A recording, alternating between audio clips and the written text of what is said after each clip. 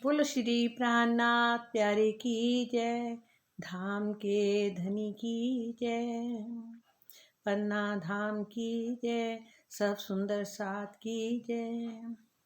प्रथम लागू दो चरण को, धनिये न छुड़ायो छिन, लाख तली लालेड़िया मेरे जीव के ही जीवन।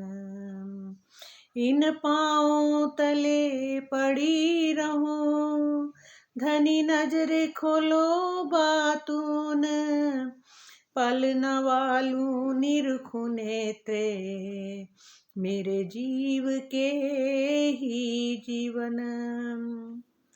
चित खींच लिया इन चरणों, मोहे सब विध करी धन धन, सिफत करूं क्यों इन जुआ मेरे जीव के ही जीवन, मेरे जीव के ही जीवन। श्री चितवनी जी, श्री श्रृंगार जी का प्रकरण 1 और अब आया श्री प्रकरण 2, हुक्म इश्क का द्वार खोल लिया है। चुपाई 1 से शुरू है। इस प्रकरण में यह दर्शाया गया है कि धाम धनी ने ब्रह्म मुनियों के लिए परम धाम के इश्क का द्वार खोल दिया है। मतलब कि प्रकरण में दर्शाया गया कि धाम धनी ने और ब्रह्म मुनियों के लिए परम धाम का इश्क का द्वार खोल दिया है। उनके हृदय को अपना धाम बनाकर विराजमान हो गए हैं और परम धाम की संपूर्ण संपदाएं नियामतों भी आत्माओं के धाम हृदय में निवास करने लगी है। मतलब कि हृदय में भी आकर बैठे हैं हमारे प्रीतम, और परम धाम की संपूर्ण संपत्ति जो है, पूर्ण संपदाएं जो है, वो सब आत्माओं के धाम हृदय में निवास कर रही है। अब हुक्मे द्वार खोलिया, लिया अपने हाथ हुक्म, दिल मोमिन के आए के अरस कर बैठे खसम, अरस कर बैठे खसम। अब धाम धनी ने ब्रह्मबानी द्वारा परम धाम के प्रेम का द्वार खोल दिया है और श्री महामती जी को हुक्म दिया था कि उसे अपने हाथ में ले लिया है। उन्होंने ब्रह्म सृष्टियों के हृदय को अपना धाम बनाया है और उसमें आकर विराजमान हो गए हैं। कहते ना, अब हुक्म द्वार खोल लिया, लिया अपने हाथ हुक्म, मतलब ब्रह्मबानी द्वारा परम धाम जी के प्रेम का द्वार खोल दिया है और महामती जी को हुक्म दिया था कि उसे अपने हाथ में ले लिया है।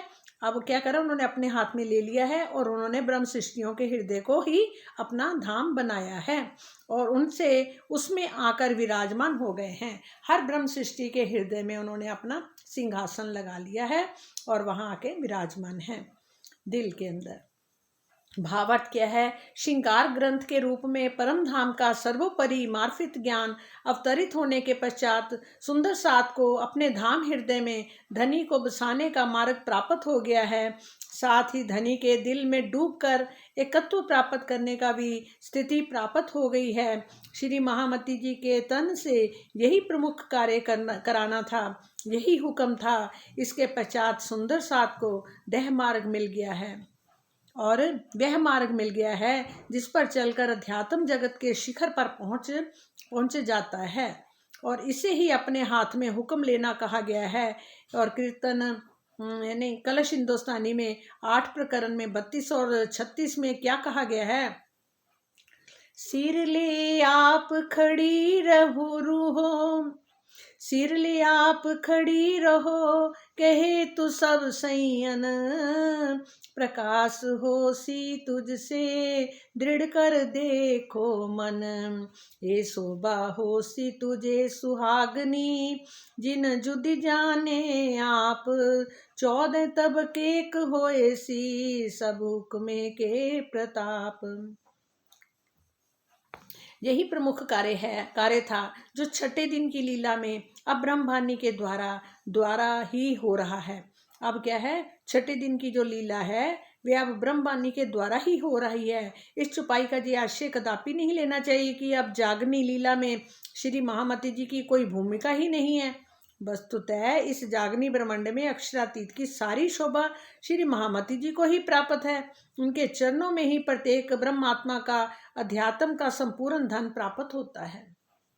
इंद्रावती के मैं अंगे संगे, क्या बोला उन्होंने, राजी ने बोला इंद्रावती के मैं अंगे संगे, इंद्रावती मेरा अंग, जो अंग सौंपे इंद्रावती को ताए प्रेम खिलाऊं रंग। जो अपने अंग को इंद्रावती जी को सौंप देगा, मतलब प्राणनाथ जी को सौंप देगा, तो कह रहे मैं ताए प्रेम में खिलाऊं रंग, उनको मैं प्रेम में रंग खिलाऊं, मतलब कि वहाँ की परम धाम की सारी नियमतें जो हैं वो उनकी झोली में डाल दूं, उनको उनका वहाँ का सुख मैं उनको दूं, सब आत्मा को। सुख देऊं सुख लेऊं, सुख में जगाऊं साथ, सुख लेऊं भी सुख देऊं भी, और सुख में जगाऊं साथ, और साथ ही सबको सुख में जगाऊं। इंद्रावती को उपमा मैं दई मेरे हाथ, उन्होंने क्या बोला कि मैंने इंद्रावती को ही ये उपमा दी है और मैं दई मेरे हाथ।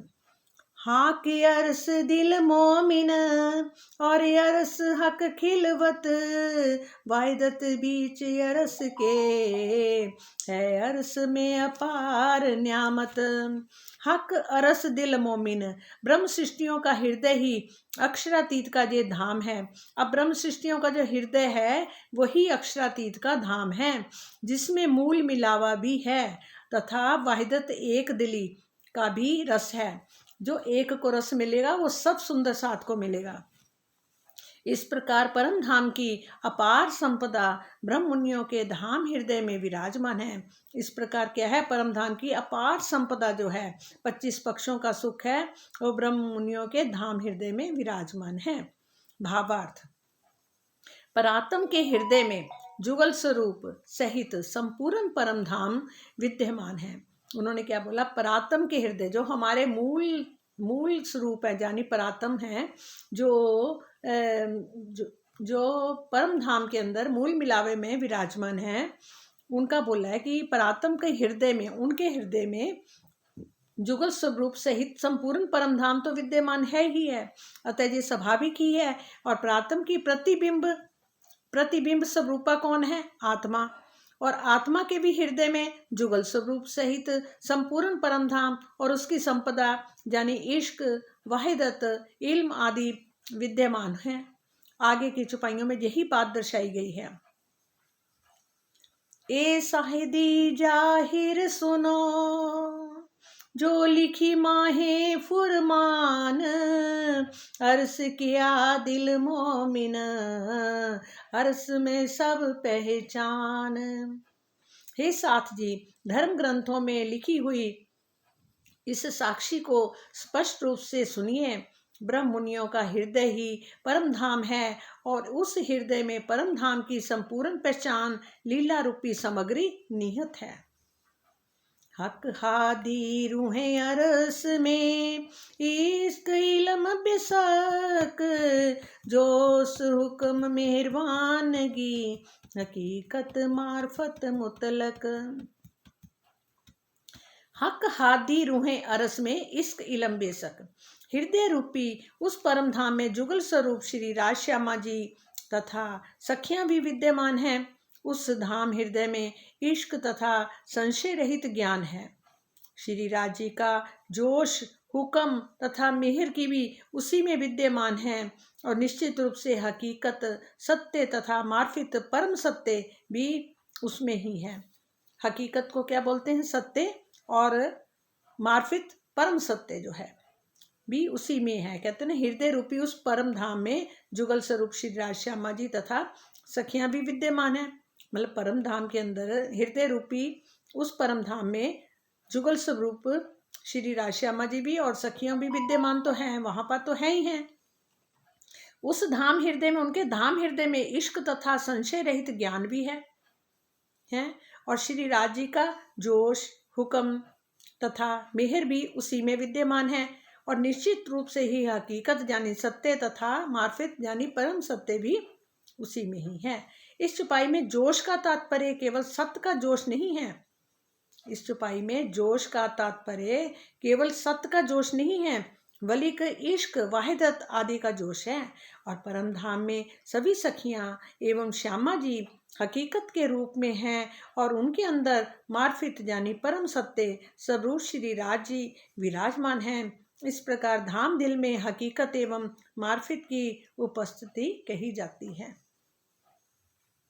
दिल मोमिन अरस किया, सभी अरस में न्यामत, सो क्यों ना करे दिल वर्णन, जाकी हक सो निस्बत, जाकी हक सो निस्बत। ब्रह्म सृष्टियों का हृदय ही धाम कहा जाता है। ब्रह्म सृष्टियों का हृदय ही दिल मोमिन अरस किया, ब्रह्म सृष्टियों का हृदय ही धाम कहा जाता है। और कहते हैं सब अरस में न्यामत, जिसमें परम धाम की संपूर्ण संपदा विद्यमान है, सो क्यों ना करे दिल वर्णन। जिस आत्मा का धनी से अखंड संबंध है, वह धनी की शोभा का वर्णन क्यों नहीं करेगी। कहते जाकी हक सो निस्वत, जिसकी आत्मा का धनी से अखंड संबंध है, वह धनी की शोभा का वर्णन क्यों नहीं करेगी। सब बातें हैं अरस में और अरस में वाहिदत, होज जोए बाग अरस में, अरस में हक खिलवत, अरस में हक खिलवत। परम धाम में शोभा, सौंदर्य और आनंद आदि सभी विद्यमान हैं। परम धाम में शोभा, सौंदर्य और आनंद, शोभा भी, सौंदर्य भी और आनंद भी आदि सभी विद्यमान हैं। वहाँ जब वाहिदत तथा खिलवत का सुख भी है, वहाँ पर वाहिदत तथा खिलवत का सुख भी है। यहाँ तक कि हौज कौसर, जमुना जी, फूल बाग एवं नूर बाग भी परम धाम में ही है। यहाँ तक कि हौज कौसर, जमुना जी, फूल बाग और नूर बाग भी परम धाम में ही हैं। सो अरस किया दिल मोमिन, सो काहे ना करे वर्णन, जिन दिल में न्यामत, सो मुतलक अरस रोशन। ये सारी निधियाँ जिस परम धाम में हैं, वह अनंत परम धाम ब्रह्म सृष्टि का दिल कहा गया है। वह दिल भला निज धाम एवं प्रीतम अक्षरातीत की शोभा का वर्णन क्यों नहीं करेगा। जिस दिल में वर्णन करने की निधि रूप सामर्थ्य होती है, निश्चित रूप से उसके अंदर परम धाम की शोभा विराजमान होती है। कहते ना, ये सारी निधियाँ जिस परम धाम में हैं, वे अनंत परम धाम ब्रह्म सृष्टि का दिल कहा गया है।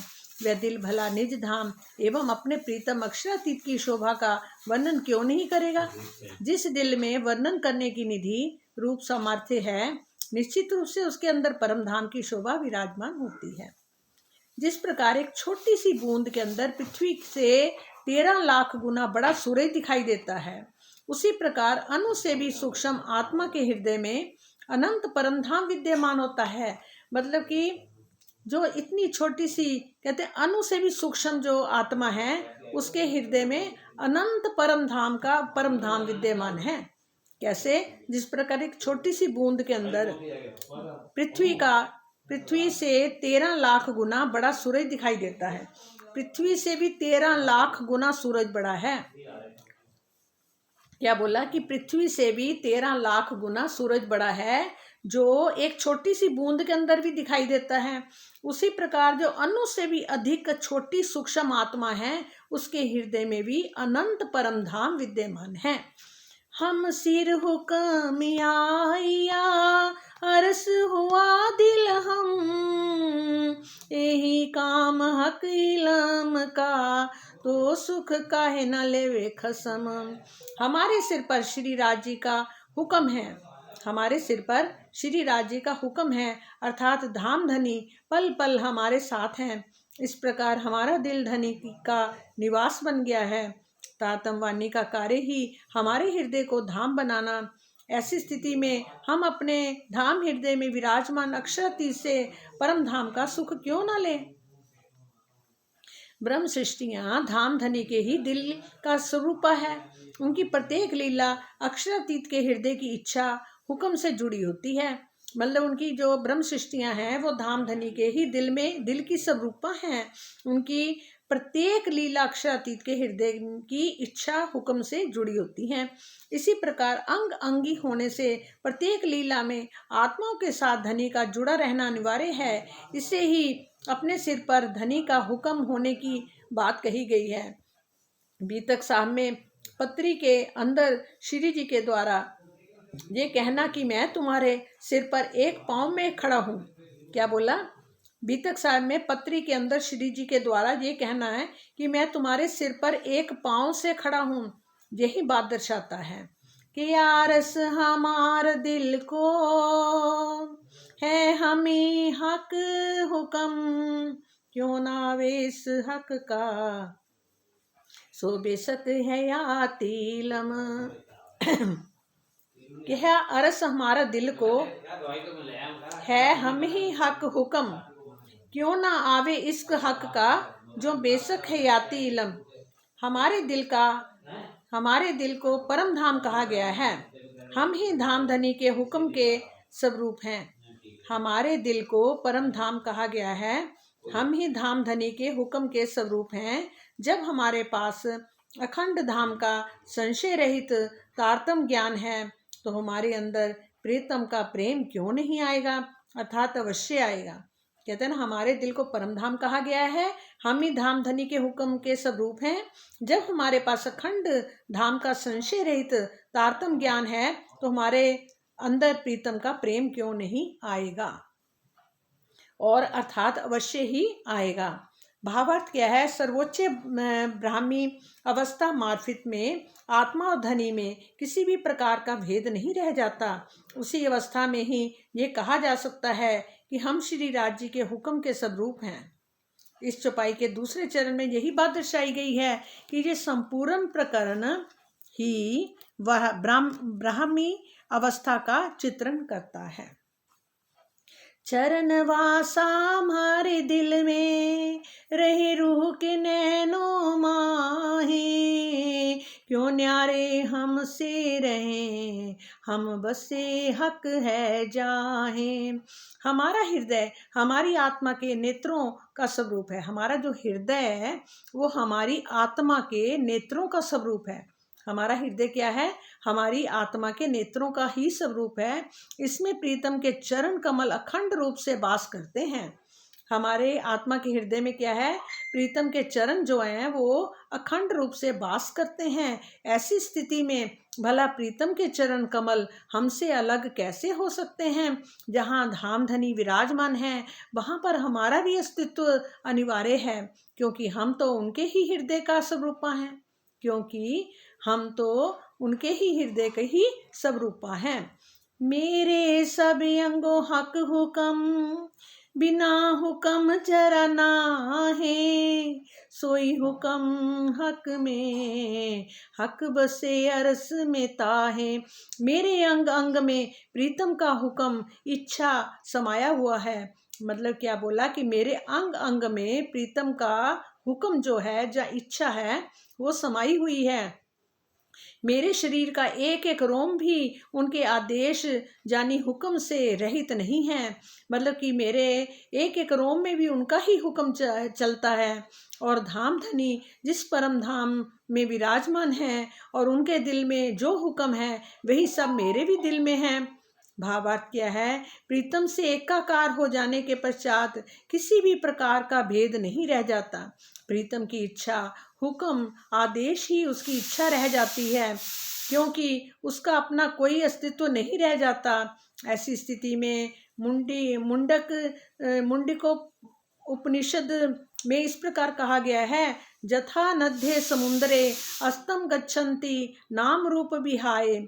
अर्थात नदियाँ जब समुद्र में मिलती हैं तो नाम और रूप को भूल जाती हैं और उसी के तदोगत हो जाती हैं। जैसे कि इतनी नदियाँ होती हैं, जब वो सारी नदियाँ एक जगह जाकर समुद्र में मिल जाती हैं, फिर आप यहाँ तो नदियों के अलग अलग नाम हैं, किसी का कुछ किसी का कुछ, वो सब नदियाँ जब समुद्र में मिल जाती हैं फिर वहाँ पर कोई नाम नहीं रहता, खाली समुद्र ही रह जाता है। हमें अरस परस हैं हक के,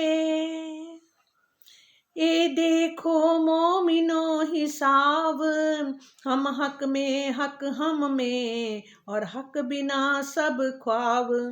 हे साथ जी, इस बात को अच्छी तरह से देखिए कि हम और धामधनी आपस में एक ही स्वरूप हैं, अरस परस हैं, और हमारे हृदय में स्वयं प्रीतम अक्षरातीत हैं, और उनके अंदर हम हैं। उनके बिना हमारे लिए सब कुछ स्वप्नवत नश्वर है।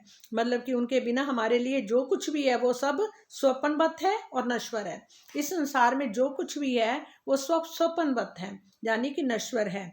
और प्रीतम हमारे दिल में, हम प्रीतम के दिल में। यही बात दर्शाएगी, हम अरस परस हैं हक के, ए देखो मोमिनो हिसाब।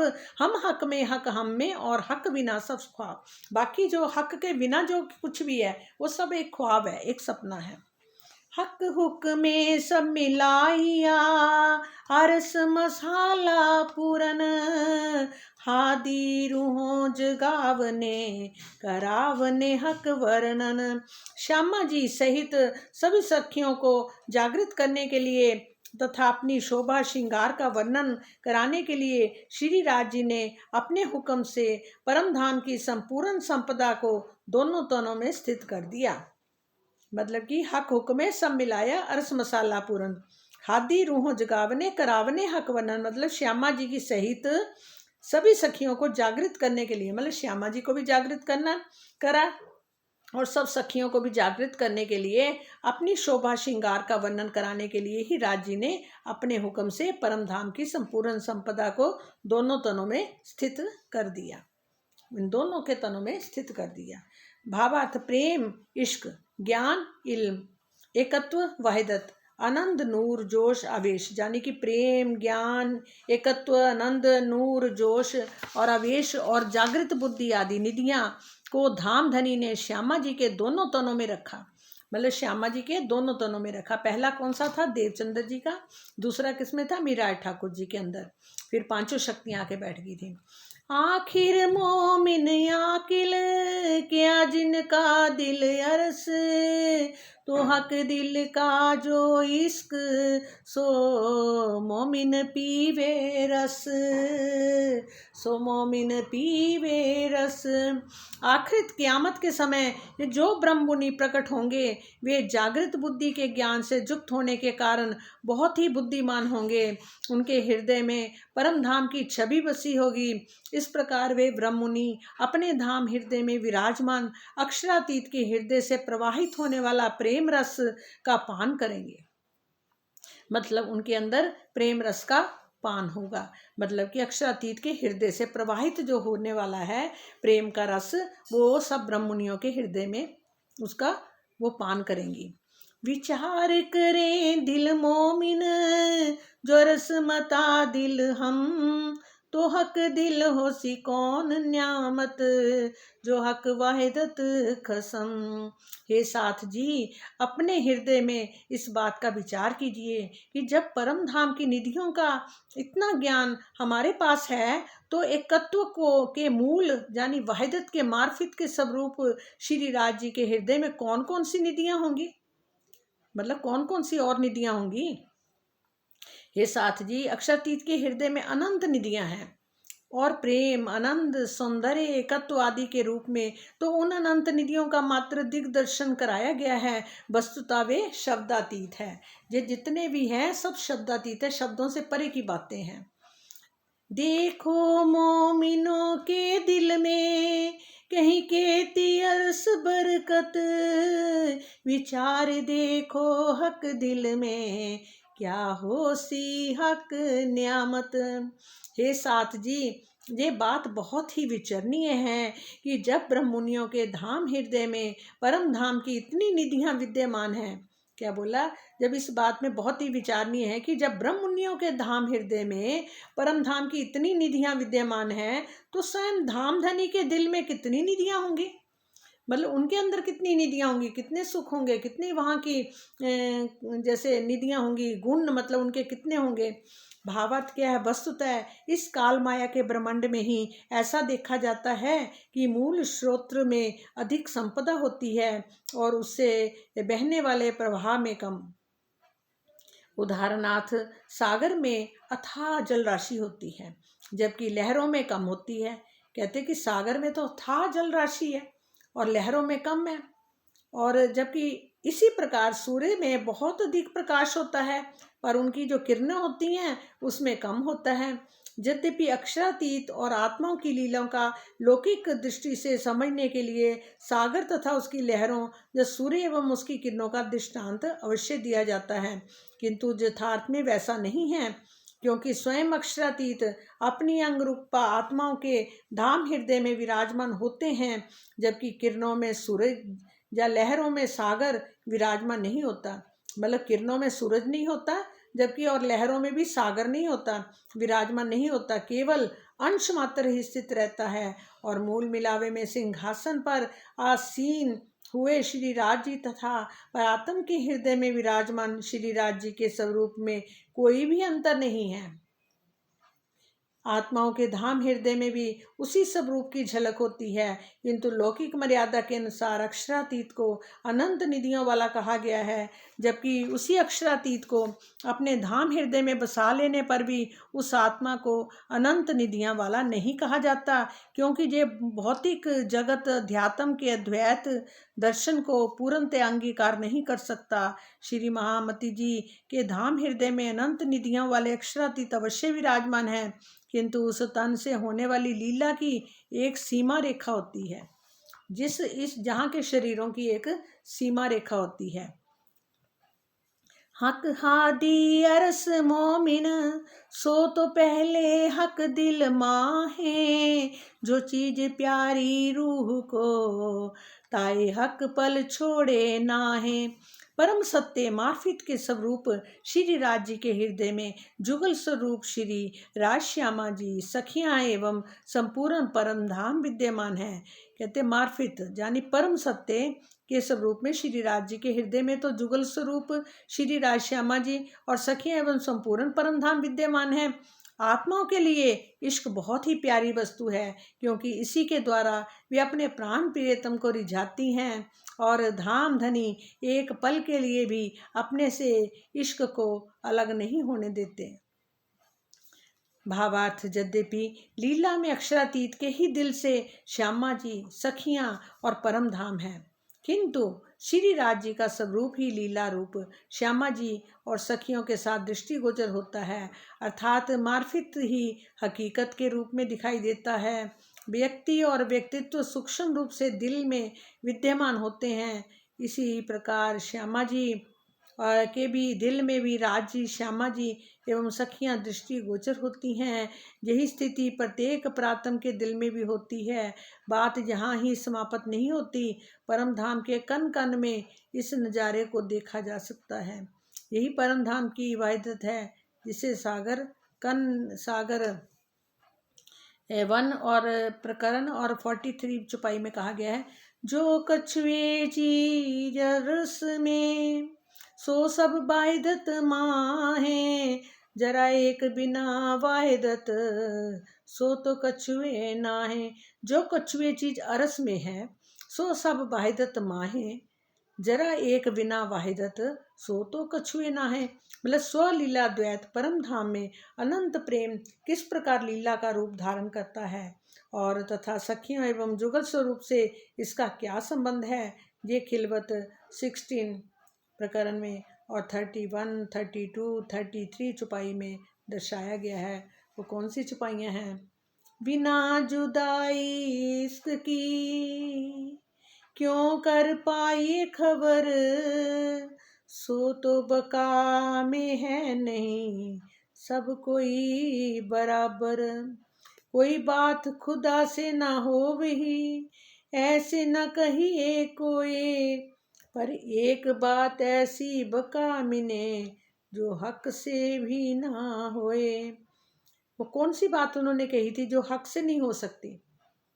उन्होंने कहा था कि मैं सब कुछ कर सकता हूँ, पर मैं एक नहीं, मैं रूहों के बगैर नहीं रह सकता। एक बात भी ना हो सके, कोई बात खुदा से ना होवे, मतलब कौन सी ऐसी बात है जो खुदा नहीं कर सकता उसको?